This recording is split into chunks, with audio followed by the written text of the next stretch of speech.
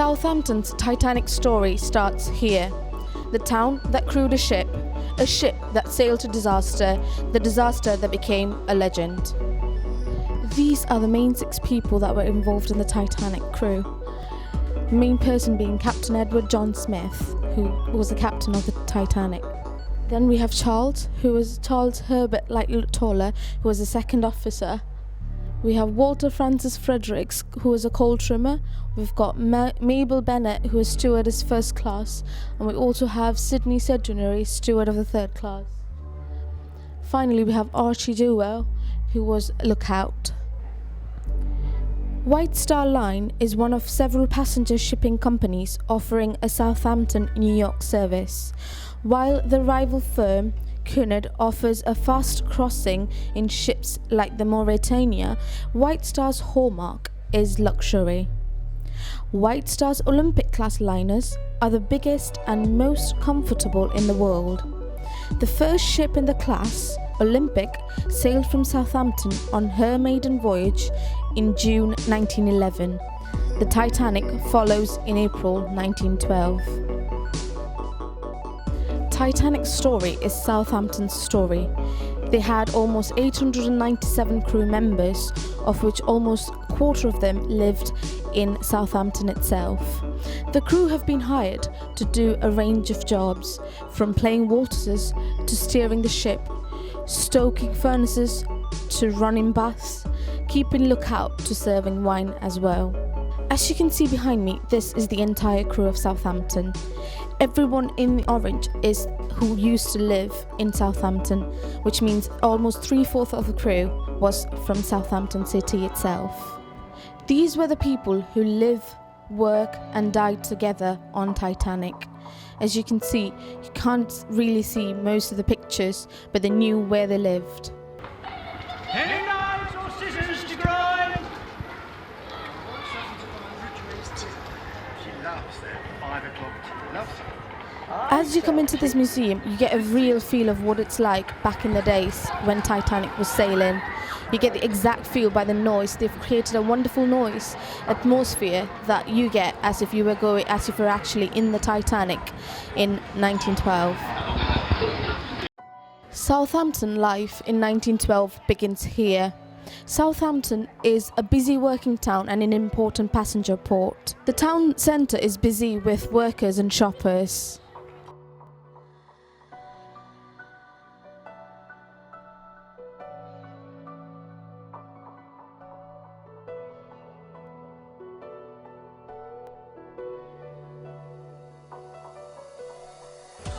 At schools for working class girls, subjects like needlework, household management, cookery, laundry and childcare take up a large part of the timetable.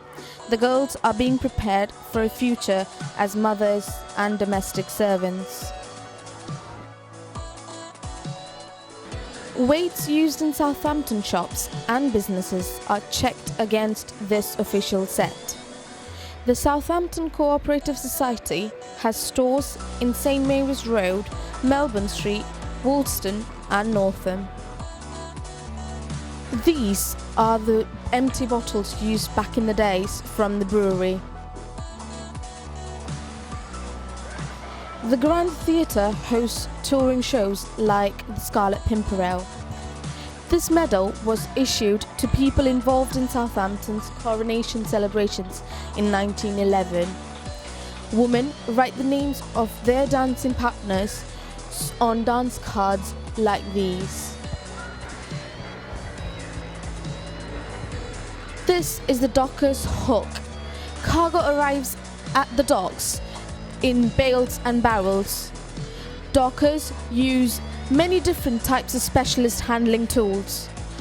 Hooks like these gives a good grip and are a common sight in Southampton's dock in 1912. They even have dresses from back in the days, hats and everything, and they give you an exact feel of this by letting you even try it on. So let me go and have a try with the hats, because I don't think the dresses are going to fit me. This, as you see, is when there was a football match happening back in the days in Southampton. And these are all the people that were there. As you can see, there's a huge difference from today. They were all formally dressed and looking smart and handsome, and I probably will feel look out of the picture as well. There's hardly any women in there, and I feel really honoured to be actually standing in front of it, as much as it is.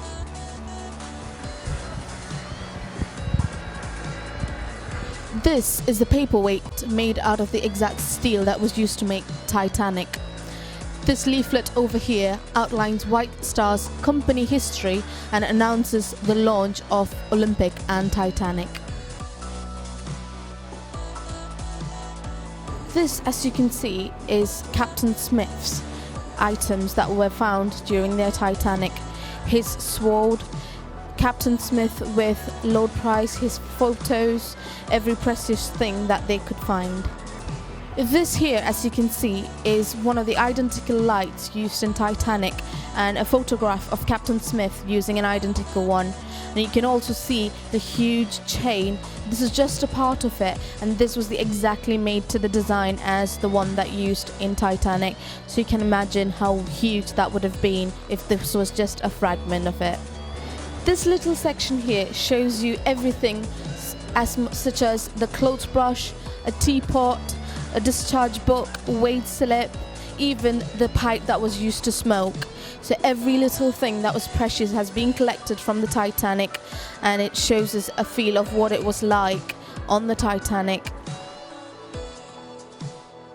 Now this is where it shows us what they had when they prepared for the departure. They have an exact shape of the Titanic, and they have the resources that they had to prepare for the departure. As you can see, there's a lot of mail, and each of them open up to show us exactly an example of what they had when Titanic made her maiden voyage. They had a lot of coal as you can go along. You can see everything. They even had tennis balls if they needed some sort of entertainment.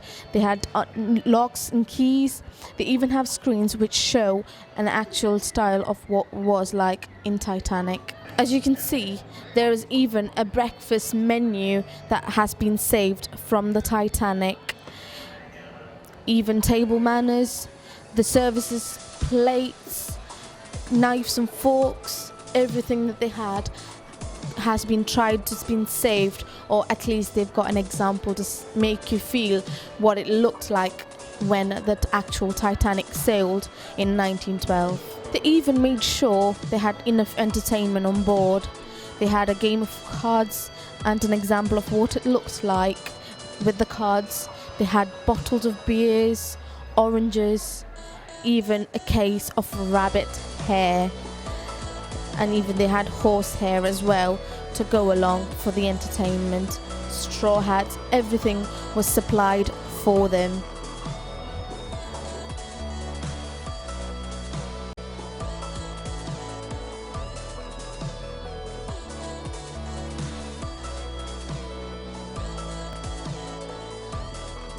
There was a New York incident that happened at the same time. As Titanic left the Southampton docks, it almost collided with the American liner New York. Here you get to see the actual design of the Titanic, the exact plan as it was in 1912 when the liner actually sailed. In this plan, they didn't even forget to put some of the miniature models which actually show us what a first-class bedroom is like, and even a coal furnace where actually everything happened. This even shows that Titanic, what type of kitchens it had, how it was. Everything's very interactive here that you can even touch on a board, and they will let you know the exact design.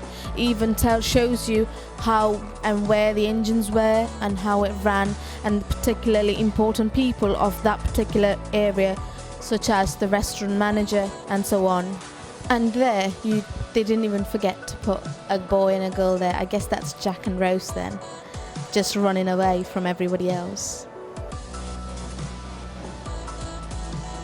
This is a White Star line deck chair. First and second class passengers on White Star liner can enjoy the fresh air on deck on these chairs. This deck chair is from the Olympic.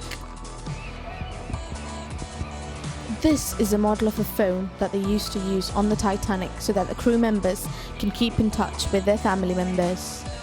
This here is a model from the Olympia, which was exactly like the same one on the Titanic, on the grand staircase. If you remember the movie, you can see that there was a grand staircase, and that is the model piece there. Wardrobes in Titanic's first and second class are just the same as the Olympic, and even the wash basin was pretty much the same, and the wash basin is from one of the Portuguese liners, which is dated back into the 1910. This shows what the boiler rooms were like, and working conditions were tough and it was really hot, and it shows us an example of what the boiler rooms were like. It works on pressure bars. There was a pressure gauge and a time gauge. You had to make sure you had to do it in a certain speed so that you had to make sure that the coal was done.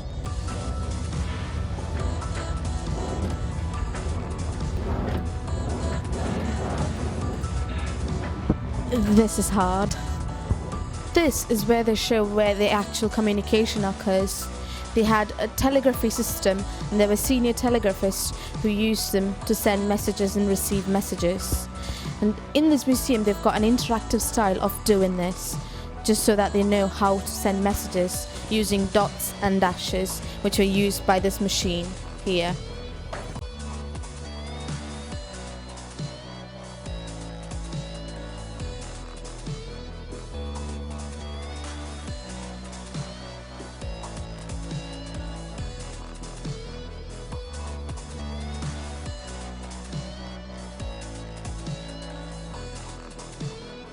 This is an example of a pocket watch, and as you can see very hardly that it stopped at 10 minutes to 2, about half an hour before the Titanic sank.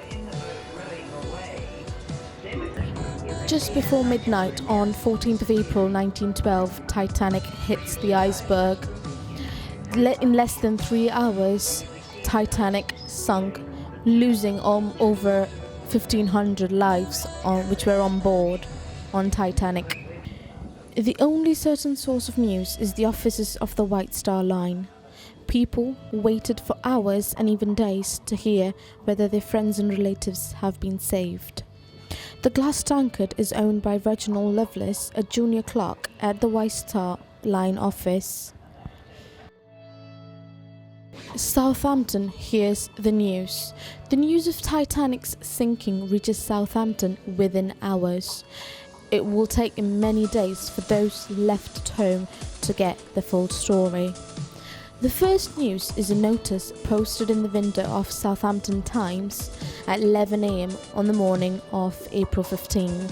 Here in the museum we get a taste and touch, and we get to see, in fact, the newspapers of all times which had the news of Titanic sinking.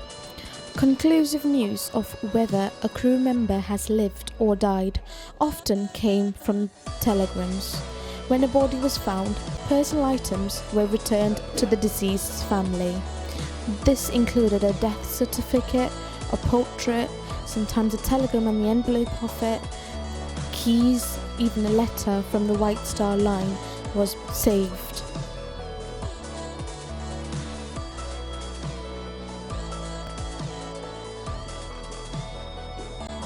This is where it shows where the survivors came in. Photographs of survivors landing, particularly in Plymouth Dock, and photos of the survivors as such. They even have recorded responses of people's memory from the tragedy that happened back then.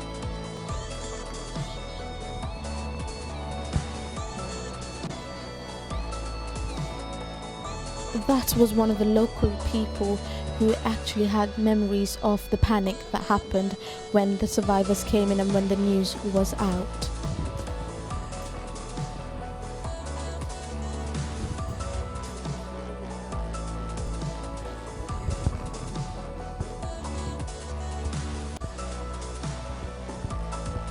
This is not just any regular map of Southampton City and around.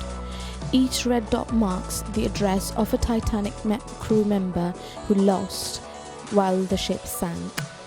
These red dots marks the address of somebody who had a family member who was lost as part of the Titanic's crew member. There wasn't a single street who didn't have a family member who was lost.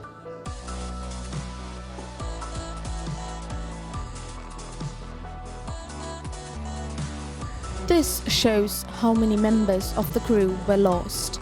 There were almost 715 men and women as part of the crew. Only 175 returned. And this is what they were, who they were. And the ones in orange are the people who lived in Southampton as well. Now we are just about to go into another room called the Inquiry. This is where the understanding of the disaster was done. This is where they actually researched into what exactly happened that night, just before Titanic sank, and what was the cause for it.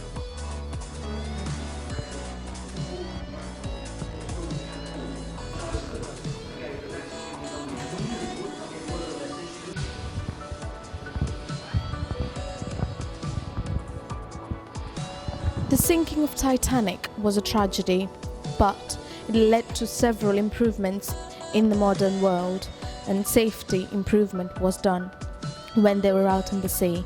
For example, the immersion suits were made so that they can save lives when somebody was in cold water, and also like the helicopters, which were also used to save lives in such situations. Lifeboats were also made in much better conditions so that they can be saved.